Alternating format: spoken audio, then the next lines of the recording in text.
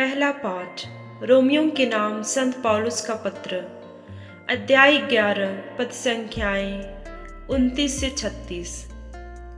ईश्वर ने सबों को पाप में फंसने दिया, क्योंकि वह सबों पर दया दिखाना चाहता था। ईश्वर न तो अपने वरदान वापस लेता और न अपना बुलावा रद्द करता है।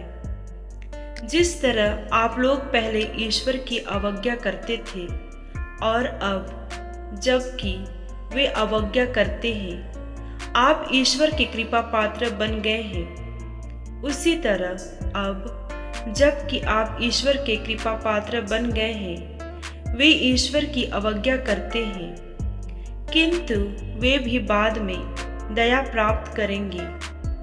ईश्वर ने सबों को अवज्ञा के पाप में फंसने दिया, क्योंकि वह सबों पर दया दिखाना चाहता था। कितना अगाध है ईश्वर का वैभव, प्रज्ञा और ज्ञान! कितने दुर्बोध हैं उसके निर्णय, कितने रहस्यमय हैं उसके मार्ग! कौन प्रभु का मन जान सकता है? कौन उसका परामर्शदाता हुआ? किसने ईश्वर को कभी कुछ दिया है और इस प्रकार वह बदले में कुछ पाने का दावा कर सकता है? ईश्वर सब कुछ का मूल कारण, प्रेरणा स्रोत तथा लक्ष्य है। उसी को अनंतकाल तक महिमा। आमीन। प्रभु की वाणी।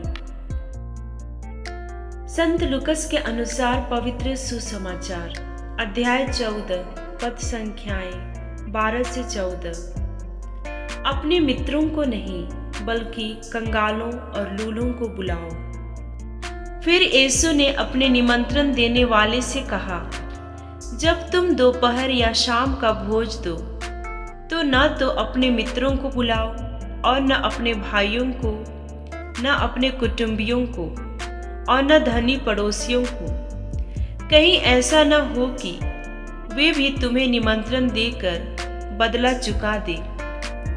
पर जब तुम भोज दो तो कंगालों, लूलों, लंगड़ों और अंधों को बुलाओ। तुम धन्य होगे कि बदला चुकाने के लिए उनके पास कुछ नहीं है, क्योंकि धर्मियों के पुनरुत्थान के समय तुम्हारा बदला चुका दिया जाएगा। प्रभु का पवित्र सुसमाचार। मनन चिंतन। प्रभु अपनी शिक्षा में स्पष्ट हैं। उनकी पवित्र इच्छा यह है कि भलाई सर्वत्र और सबके लिए हो, परंतु ज़्यादा ध्यान उन पर केंद्रित किया जाए जो बदले में हमें न चुका पाए।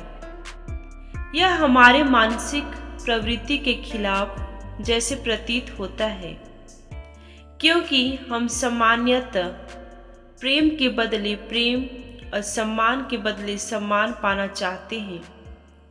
यह तर्क ठीक है, परंतु यीशु अपने शिष्यों को और सभी अनुयायियों को उनकी विनम्रता और दान पुण्य की अत्युत्तम सीख देते हैं और अपने सुनने वालों को आग्रह करते हैं कि वे न तो सम्मान और न ही पुरस्कार की खोज करें। यीशु की शिक्षा में इस मनोभाव को अपने जीवन में उतार कर हम प्रभु ईश्वर के सच्चे कृपा पात्र बन जाते हैं, और ऐसी सोच अगर हमारा स्वभाव बन जाता है तब हम ईश्वर, जो सब कुछ का मूल कारण, प्रेरणा स्रोत और लक्ष्य है, उनको वास्तविक महिमा प्रदान करते हैं।